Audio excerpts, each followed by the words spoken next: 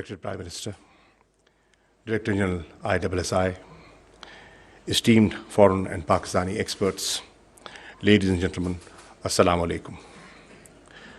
I commend the Institute of Strategic Studies Islamabad for organizing today's conclave. It is a laudable initiative. The Institute has made good progress pursuant to its Vision 2023. Islamabad Conclave is one among many initiatives underway at the Institute to promote Pakistan's narrative through research and dialogue. It is noteworthy that Islamabad Conclave is the culmination of year-long activities of the 5 centers of excellence functioning at the Institute. It brings together leading Pakistani and international experts for 2 days of dialogue in working sessions. Mr. Prime Minister, I would endeavor to present a broad scan of the global and regional landscape and then outline Pakistan's vision for peace and development. Our world is transforming. Multilateralism is being undercut by unilateralism. Countries are returning to nationalistic agendas. Power projection is becoming a new normal. There is accelerated competition between major powers and a drift towards confrontation. This can lead to new rivalries and push the world again into bloc politics. A new Cold War seems to be taking shape. Arms build-ups and weaponization of new and emerging technologies is transforming the nature of future warfare. Introduction of offensive weapon systems, provocative doctrines, and aggressive force postures are increasing risks of an inadvertent escalation of military misadventures, undermining the already fragile strategic stability in our region. Mutually agreed restraints on nuclear capabilities and conventional forces remain indispensable for strategic stability in South Asia. In South Asia, home to nearly 1/4 of human population, notions of net security provider are being advanced to utter disregard of legitimate political, economic, and security interests of other countries in the region. Notwithstanding historical, cultural, linguistic, ethnic, and geographical linkages between its peoples, South Asia remains mired in disputes, hostilities, and mistrust.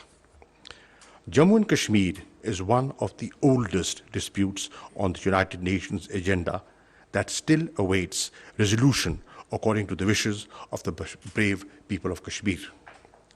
The dispute can conflagrate into a nuclear flashpoint to the detriment of regional and global security. The region has also been witnessing border standoff between China and India, border dispute between Nepal and India, and water dispute between Bangladesh and India. Sri Lanka has endured 25 years of the bloodiest insurgency in its history. Afghanistan has lived through 4 decades of conflict.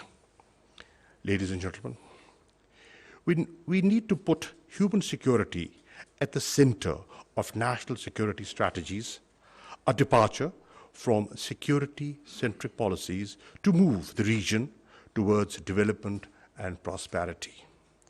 This is the real challenge that South Asia faces today. Pakistan has shifted its focus to geoeconomics. Connectivity is the new buzzword. It can provide us enormous opportunities for national and regional development. Ladies and gentlemen, Pakistan offers the shortest route to international seas for the western parts of China and the Central Asian republics through the Karachi and Gwadar ports. The transformational China-Pakistan Economic Corridor, CPEC, a hallmark of Pakistan's all-weather strategic cooperative partnership with China, is the ideal connectivity project. Besides contributing to Pakistan's economic transformation, CPEC is poised to revolutionize regional connectivity. Regional cooperation is a must for South Asia to prosper. SAARC needs to be revitalized by freeing it from narrow political agendas. Unfortunately, intra-regional trade remains low, and concrete progress is required to overcome trade barriers, infrastructural deficits, and connectivity constraints. Pakistan has decided not to be part of any global or regional conflict and has chosen to be a partner only in peace and development. Pakistan is calling for inclusive and cooperative approaches based on enhanced economic partnerships.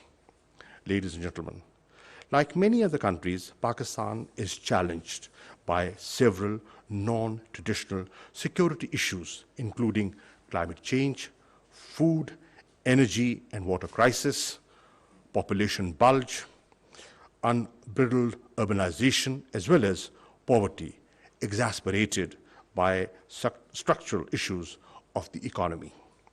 The most pressing area of concern is climate change and its direct impact on food and water security.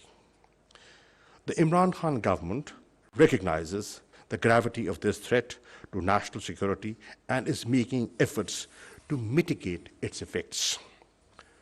Pursuing enhanced cooperation in trade and investment, infrastructure development, energy, security, agriculture, tourism, and people-to-people exchanges are our priorities. Our primary interest is in seeking a peaceful and stable international order that takes everyone on board.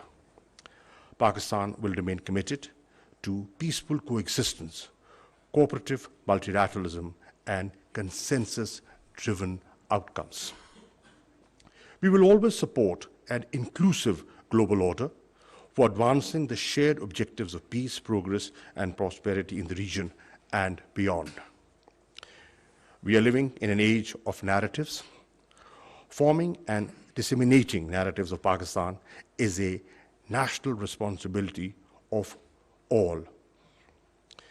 To bridge the gap between policymakers and academics and present consensus-driven narratives, forums such as Islamabad Conclave can play an important role. I look forward to seeing the recommendations emerging from the conclave. I thank you, Azaz.